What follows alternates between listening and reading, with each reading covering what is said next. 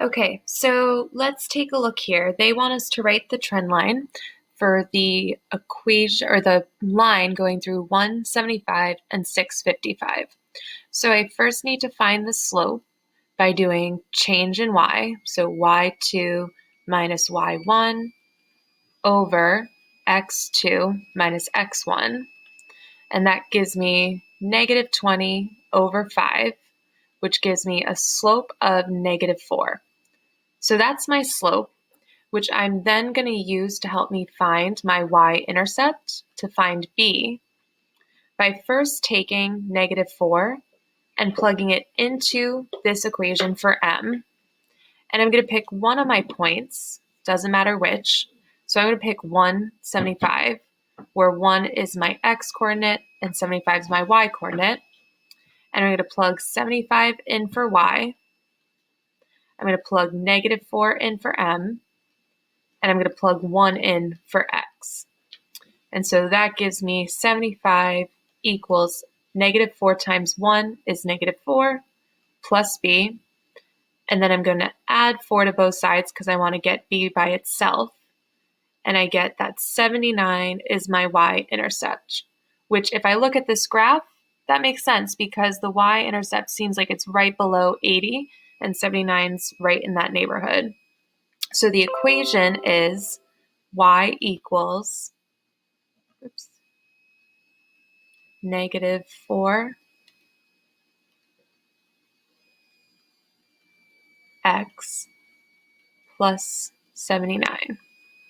So that's the equation of my trend line, which I'm going to use to help me answer question B, which says use the equation of the trend line, so y equals negative 4x plus 79, to determine what the heart rate would be if someone exercises 5 hours a week. So hours exercise per week is my x value. So 5 is what I'm going to plug into my equation for x. So I'm going to do y equals negative 4 instead of 5x. I'm going to plug in 5 plus 79. And if I multiply that, I get y equals negative 20. Negative 4 times 5 is negative 20 plus 79, which gives me 59, and the label is beats per minute.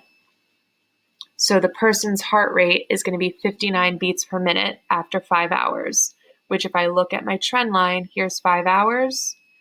That's right below 60, so I think 59 was kind of a good estimate to get.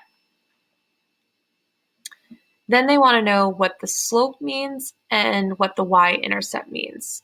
So slope should always have the word per in it. So your beats per minute decrease by 4 per hour exercised each week. So your beats per minute decrease by 4 per hour exercised. Your slope is always your y changing per your x variable. So your beats per minute are going to decrease by 4 per hour exercised. Just kind of sounds redundant because that word per shows up twice in beats per minute and then per hour exercised. And then y-intercept, your y-intercept is how much you will have if you have, how much y you'll have if there's no x. So your heart rate will be 79 beats per minute if you have no x. So if you do not exercise at all.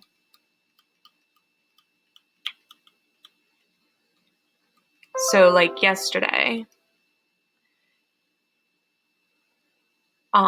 we saw that the y-intercept was how many moose there would be if there were no wolves on the island. So your heart rate will be 79 if you have no exercising completed.